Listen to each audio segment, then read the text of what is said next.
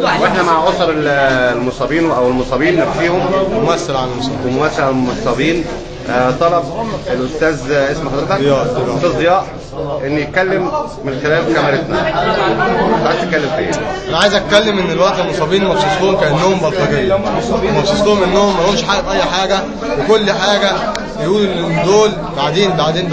اول حاجه ان المصابين 3/4 في ناس فيهم مكتوب لهم ورق ومعمول لهم حاجات ان هم ضاربين، عارفين ان في ناس ضاربين ورق وكل حاجه، والورق ده معانا وكل حاجه، وكنا عاملين نبعت هنا بس ما حدش كان بيستجيب ان يطلع الناس دي بره. بس احنا دلوقتي الورق ده هنفعله من ساعه ما مسك الرئيس مرسي، فلينا سكه ليه ان احنا نقول نفعله. يعني فعلا معاكم ورق؟ معانا ورق ومستندات ومعانا صوت وصوره كل حاجه ان في ناس في ورق فيها ليها مضروب. نتمنى من خلال برضو زي ما طلبت الكلمه من خلال السويس بلدي يبقى احنا لينا نصيب وصف النشر. لو ان شاء الله الورق بس نجهزه، اول جريده هجيبها او اول قناه هجيبها قناه صوت السويس بلدي اللي حضرتك منها، وهنمشي كل حاجه منها. وعايز اقول لحضرتك ان الناس اللي شغاله في شركات البترول او اللي اتعينت من خلال انهم مصابين ثوره بيتعاملوا في شركات البترول كانهم ناس شغاله بيوميا، بيتعاملوا كانهم هيشتغلوا مده وهيخرجوا، ما بيتعاملوش كانهم ناس شغاله بعقد وهيكملوا. مين ما اشتغلش من المجموعه اللي بقى؟ 3/4 الناس ما اشتغلتش. انت اشتغلت؟ انا اشتغلت، واحد من الناس اشتغلت، بس 3/4 الناس ما اشتغلتش. 3/4 الناس ما اشتغلتش، بيجي لهم ورق وبيعينوا ابناء عاملين. الناس اللي ما اشتغلتش بتصرف منين؟ الناس اللي ما اشتغلتش بتصرف، بتدعي عفش بيتها، بتستلف من الناس بره، وعليهم ديون وعليهم حاجات. جم ادوا الناس فلوس او 15,000 جنيه اللي طلعوهم كتعويض للناس، الناس سددت بيه مديونتهم، والناس قاعده بتشحت ويقول لك احنا ادينا للمصابين، والمصابين قاعدين ولا لاقيين حاجه، ولا بيعملوا حاجه للمصابين. لا مصاب اتعالج، ولا مصاب خد شقه، ولا مصاب جاله اي حاجه. كل اللي عملوه المصابين عالجوا 4 5 شقق اعلامي، وعالجوا وادوا 5 6 شقق اعلامي، وعينوا 12 13 واحد شقق اعلامي. وبعد كده 3/4 المصابين ولا واحد فيهم شغال، ولا واحد فيهم لاقي مصدر رزق منه. استاذ امل محمود اسمع اصدارك السويس بلدي، موقع السويس بلدي الكتروني. جيتي شفتي الظلم المتعرض ليه المصابين. الاستاذ ضياء من ضمن كلامه اعلن ان هو معاه مستندات وادله صوت وصوره بتقول ان في مصابين دخلوا وسط المصابين ليس لهم علاقه، هم اللي سرقوا جميع المستندات.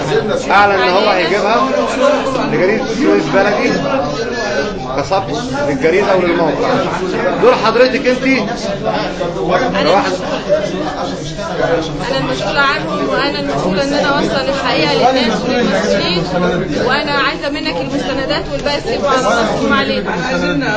بس عايز اقول حاجه، ان الناس اللي هي عملت كده لا مش قصه تتحاسب، ان الغريب في الدور ان الناس دي هي اللي صرفت الجماعه مستحقاتهم، والناس المصابين الاصل لحد النهارده مش عارفين ياخدوا حاجه. يعني معانا ناس مصابين كتير وناس متجوزه عندها عيال وشوقها زي الزفت، الجيش ينزل يعمل لهم بحث ما يدومش شغل، يقول لهم لا انتوا مش مستاهلين. وناس ثانيه اللي هي داخلين محسوبين على المصابين وبورق مضروب، ومن خلال المستشفى العام طلع ان الورق مضروب، وعاملين تصفيه العياده الخارجيه صرفوا كل مستحقاتهم. الفيصل اللي بيننا وبينك الورق لنا الورق انا بجيب واحنا تحت امر. جميل. وانا الورق اللي محسوب عليه يبقى تديني تليفونك وعلى تواصل مع بعض. 011 288 18 227. هرن عليك، ده تليفوني سجله، وقت ما تجهز المستندات اديني رن عليك. وفي حاجه هتسهل عليكم الدور، ان في وسط اللقاء الصوت والصوره المعمول اجيب لك مين اللي بيعمل الورق. الحديث اللي انا عامله اتكلمت معاه بان مسؤول عن لجنه المصابين، ان انا لو اوقعه في الكلام، صورت معاه في الكلام ده، صورت مع اللي هو بيضرب اساسا الورق، واللي بيقرا الورق ده ذاكر الورق، ذاكر في المقطع مين اللي سهل لمين كم مره اللي يخلص ورق لناس.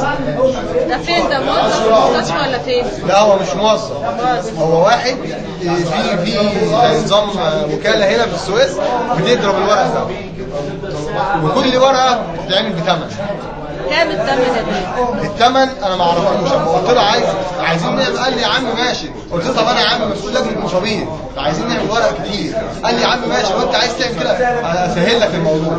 فانا عشان اصبرها اشوف مين فاهماني، قال لي اسهل لك الموضوع واجيب لك. قلت له خلاص عايز كل حاجه ثمنها قد ايه؟ قال لي اجيب لك كل حاجه ثمنها قد ايه. انا ممكن اعمل معاه واحد تاني، ممكن اعمل معاه لقاء تاني واجيب كل حاجه منه كلها برضه صوت وصوره لحد ما يجي الورق. لا مصدقينك ولا مكذبين. انت صلي على النبي.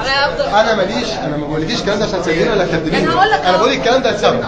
حقك هيجيلك لو انت على حق. بطلع حق الناس دي وبنظف الناس دي. حقك هيجيلك لو انت على حق. بلدنا ولازم ننظف، انت وانا واشرف وده كلنا بس كده. بلد بلدنا ومحدش هيخاف عليها. ولا حد يدوم ماسكها. بلد بلدنا ومحدش هيخاف عليها قد الولد ده ما كانش المفروض يطلع لو كان حد من كلاس مبارك ميسي، لان كان اول واحد يروح فيها مين؟ والله زمان اول واحد يروح فيها اللي مصوره. انما كده الواحد بيبعت حاجه لان عارف ان الحاجه دي خلاص بقى الناس بتدور على الصح. واحنا تحت امرك. جميل. وانا متشكر قوي لسوس بلدي.